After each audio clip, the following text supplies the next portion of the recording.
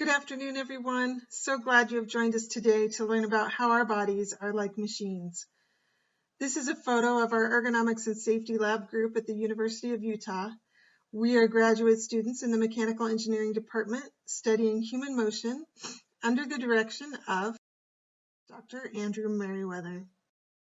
I am Dorothy Taylor, a PhD student working on reducing the fall risk of the frail elderly patient by identifying potential falls during sit to stand and walk, and designing a safe hospital patient room environment. As part of this work, I collaborate with hospital architects, physical therapists, and the frail elderly. Other women engineers in our lab include Roya on the left here. She is working on a patient assistant mobile device that brings an assistive device to a person in need. And Melinda on the right is working on understanding user intent through neurological signals and by using machine learning. They are both PhD students as well. Also in our lab is Doreen. She is a graduate student working on her master's degree. And Sarvanaz on the right, she is a PhD student working on minimizing patient fall risk through development of an algorithm that will optimize hospital room design. So that's a little on who we are and what we do. All of our research at the Ergonomics and Safety Lab involves the study of human biomechanics during various activities. Now, I hope you're wondering what exactly is human biomechanics. The term biomechanics comes from the prefix bio, which means life, and the root word mechanics, which means motion and the forces that produce motion. Thus, biomechanics is the application of mechanical principles in the study of living organisms. Now, I know when you hear the word mechanic, you're probably thinking of people who fix cars. Well, although we are not referring to the people who fix cars, it just so happens that the same mechanical principles that we apply to cars and other machines can be applied to human bodies. To help you understand these mechanical principles of biomechanics, I'd like you to think about a car. When you look at a car moving down the street, you can see it move, but what is causing the motion? In order to understand how the car is able to move, you have to consider what's under the hood that generates forces that move the car, or what's in the door that makes the doors lock and unlock, or the windows roll up and down. These are just a few examples of mechanical devices that provide forces that enable movement. In addition to these internal forces that move the car, there are external forces that influence how the car moves, including gravity, which helps keep the car on the road, and other objects that may come in contact with the car. These could be something simply sitting on the road, or it could be something that's moving that crosses the car's path, such as another car. This definitely influences the way the car moves. Like the example of the car, both internal and external forces are important in the study of human motion as well. As we look at how the mechanisms of a car function, we can see similarities between machines and human bodies. So here on the left is a schematic of a variable stroke car engine. You can see rigid bars and the various joints that connect them. On the right is a picture of a door lock actuator for a car. This actuator provides a force needed to move the lock between the locked and unlocked positions. Like the mechanical devices in cars, human bodies have rigid segments, which we call bones, that are connected to a variety of joint types. Like the mechanical actuators in cars that generate force to move things, human bodies have muscles that generate force to move various body segments. In addition to mechanical systems, further parallels between cars and human bodies can be made.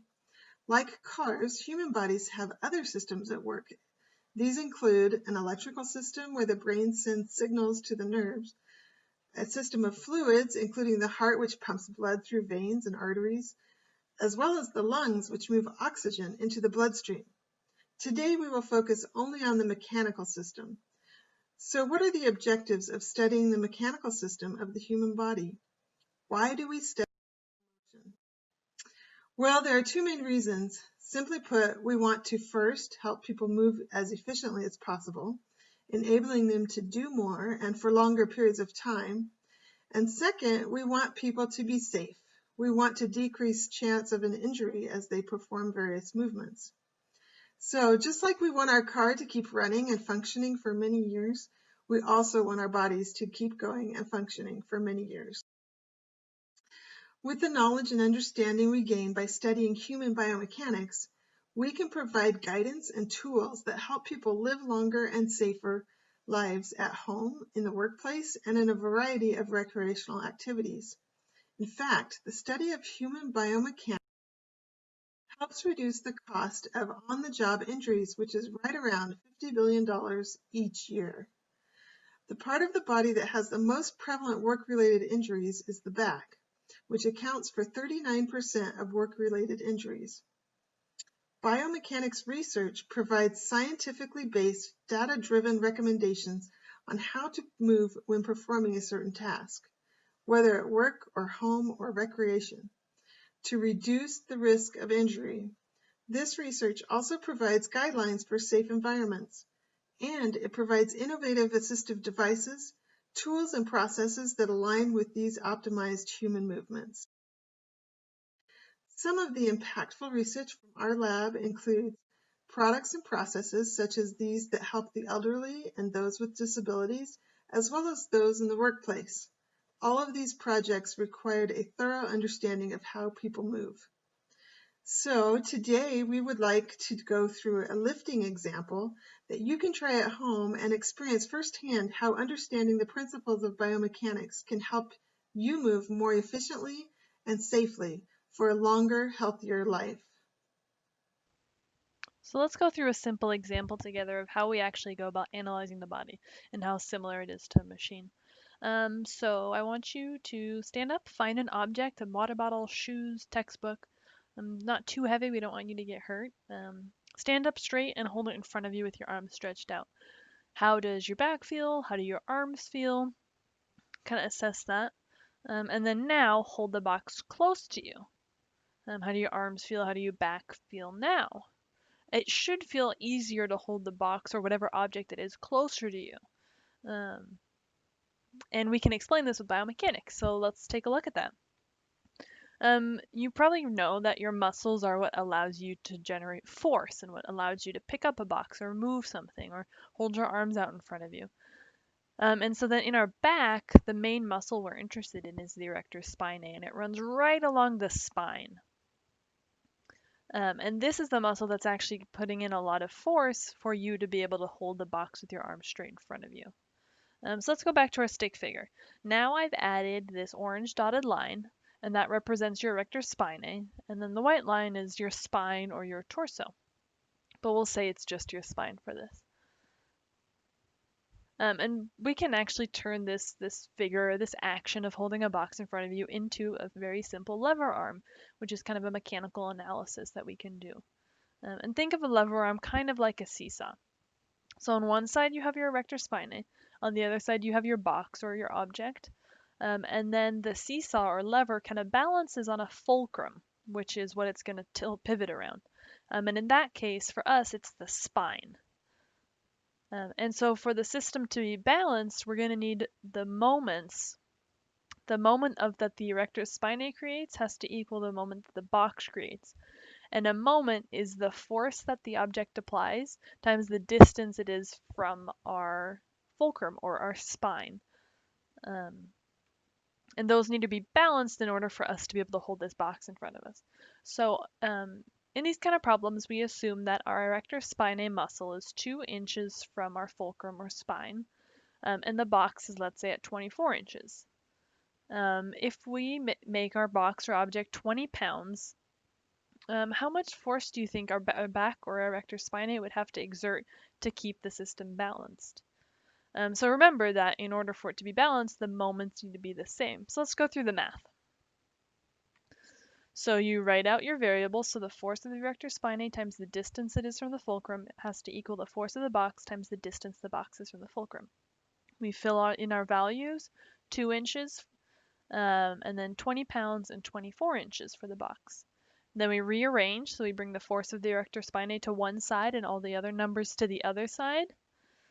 And that leaves us with 240 pounds. So, in order to hold this box 20 pounds in front of us with our arms straight, we'd have to exert 240 pounds of force in our back. That seems like a lot just to hold the box.